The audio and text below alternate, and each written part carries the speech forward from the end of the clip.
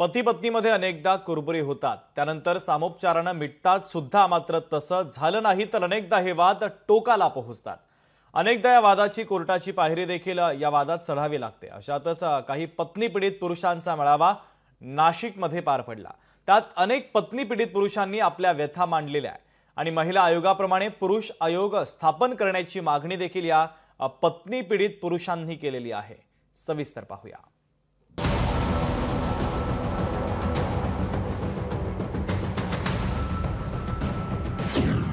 पत्नी पीडित पुरुषांच्या व्यथा ऐका।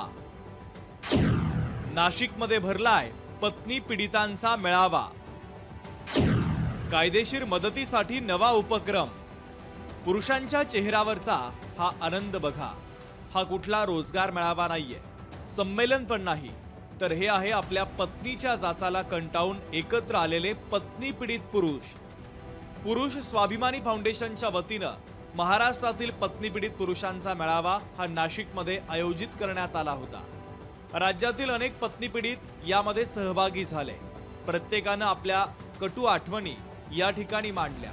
यातील अनेक पत्नी पीडित पुरुष हे मरणाच्या दारातून परत आलेले आहेत। या सर्वांना या ठिकाणी मानसिक आधारासह कायदेशीर सल्ला देखील मिळाला आहे। खूप प्रमाणात पुरुष आत्महत्या करताय, तर अशाच पुरुषांना आम्ही एक भावनिक मानसिक आधार देण्यासाठी सदरचा मेळावा आयोजित केलेला आहे। आम्ही याच्यात त्यांना एक भावनिक सपोर्ट करतो, त्यांना मानसिक सपोर्ट करतो की कोणी आत्महत्याला बळी होऊ नये। तसेच त्यांना आम्ही योग्य ते रीत्या जे त्यांना कायदेशीर मार्गदर्शन आहे ते देखील आम्ही यांना याच्यामार्फत करतो, मेळाव्यामार्फत। या पत्नी पीडित मेळाव्यात प्रत्येक पुरुषाच्या वेगळ्या कहाण्या लोकशाही मराठीला मिळाल्या। पत्नीच्या जाचाला कंटाळून आत्महत्येसारखा विचार मनात आलेली मंडळी देखील यात सापडली। लग्न झालं त्याच्यानंतरच आम्हाला एक पूर्ण फॅमिलीला सफरिंग करायला लागलं होतं। घरात आलो की तिची कटकट असायची, आईवडिलांची कटकट। माझ्या आईवडिलांना आतोनात मारहाण पण तिने केलेली, माझ्या वडिलांचं ऑपरेशन पण झालं होतं त्या गोष्टीमुळे। तर माझी मुलगी एक 10 वर्षाची मुलगी होती, तर ती मागच्या काही महिन्यापूर्वी मला बोलली होती की बाबा आपण एक टेरेसवर जाऊन एक चांगली भाजी बनवूया, देवाचे गाणे 2-3 लावू आणि त्या भाजीत पॉयझन टाकून आपण जीवनयात्रा संपवावी। मी सरांशी संपर्क केला तर सर बोलले की तू आत्ता करून जाशील पण ते तुझ्या मुलांचं फ्युचर आणि तुमचं सगळं स्पॉईल होऊन जाईल। तर मी त्या याच्यातून तरी बाहेर निघत नव्हतो। मग सरांनी वेळोवेळी मला मार्गदर्शन करून त्याच्यातून बाहेर काढलं। अशाच एका पत्नी पीडित पुरुषानं त्याच्या आयुष्यात घडलेला प्रकार सांगितलाय। काय म्हणाले ते पहा। माझ्या सासरकडच्या लोकांनी माझ्यासमोर 50 लाखाची ऑफर ठेवली। 50 लाख रुपये दे, नाहीतर पूर्ण अर्धी इस्टेट दे, अशी त्यांची ऑफर आहे। नांदाला तर काय मुलीला पाठवायचं नाही आणि घटस्फोटही द्यायचा नाही। पुरुषांवरती कुठल्याही स्वरूपाचा कायदा, कुठली बाजू ही ऐकूनच घेतली जात नाही। असंख्य लोक आत्महत्या करीत आहेत।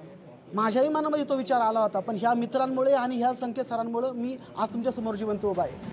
पती पत्नीमध्ये वाद होतच असतात, ते समोपचाराने मिटवता आले नाहीत तर पुढे जाऊन खूप वाढतात। यात पोलिसांसह कोर्टालाही हस्तक्षेप करावा लागतो। मात्र एकदा कायद्याच्या कचाट्यात अडकला की निकालाची वर्षानुवर्ष वाट पाहावी लागते।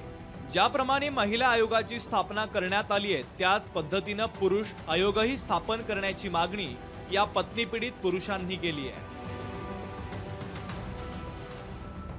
महेश महाले, लोकशाही मराठी, नाशिक।